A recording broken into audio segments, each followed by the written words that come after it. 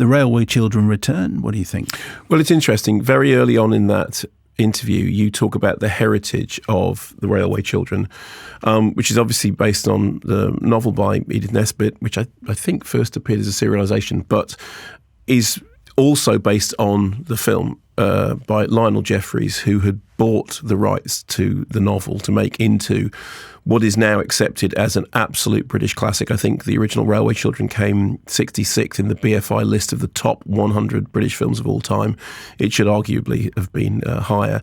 I mean, Jeffries was a masterful filmmaker. This and The Amazing Mr. Blunden are an absolute double whammy and, just extraordinary. In the new movie, we have Jenny Agutter, who had appeared in the 1969 BBC adaptation of The Railway Children before appearing in Lionel Jeffries' film, and then, played the mum in the 2000 TV adaptation. So she's back as Bobby, who's now a grown woman and grandmother, who persuades her family to take in these refugees from Manchester or Salford. She's also a supporter of the suffragettes, as you pointed out, who points out that perhaps Winston Churchill wasn't the strongest supporter. No, I think that's true.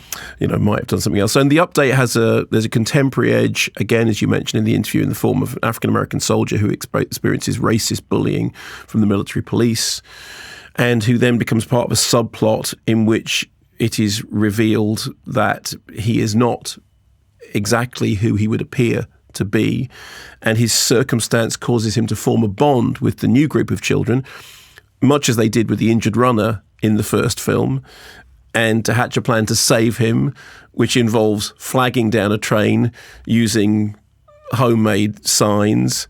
And so there's an awful lot of callbacks to classic scenes from the original, because of course, if you're making a sequel to The Railway Children, how are you not going to do that? Will you take us? Look at We you. can clean, we can scrub and cook. No one wants him, Mum. Please, will you take us? No one's chosen us. We're too many. Or maybe it's because he won't take that off.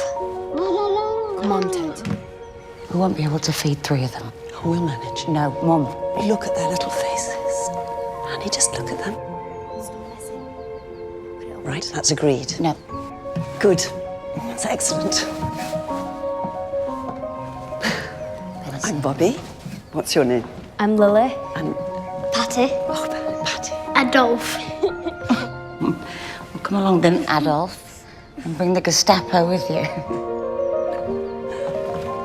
This is my grandson, Thomas. And what's the Teddy's name? It's Teddy. Teddy. Oh. This is very good-natured, very well-meaning. I don't mean that as damning with faint praise, but it's good-natured, well-meaning fare made by people who I would think evidently love the original, which I do. And it was evident from Sheridan Smith's interview there that she feels the same way. And talking about, when Jenny Agutter arrived on set and looking through the trinkets, quite a moment. I don't think it's going to end up on any best of British film lists. I think there are some things in it that are slightly creaky.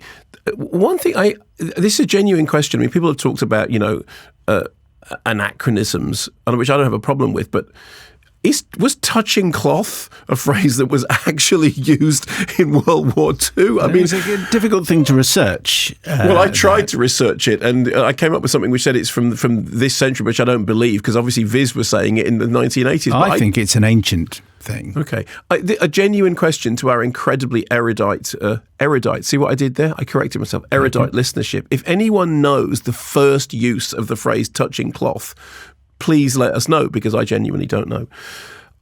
But I think that what it is, I mean, if you compare it, for example, to Thor: Love and Thunder, which I think is a cynical... Yes, I think you've made that point. No, but yes. Excuse me, I am making this point Okay.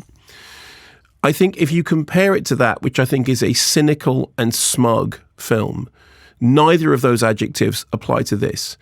I think that this has certain dramatic shortcomings, and I think there are things about it that are creaky sometimes. But I think it is made with heart, and I think it is made with all the right intentions, and it lands in more places than it might do.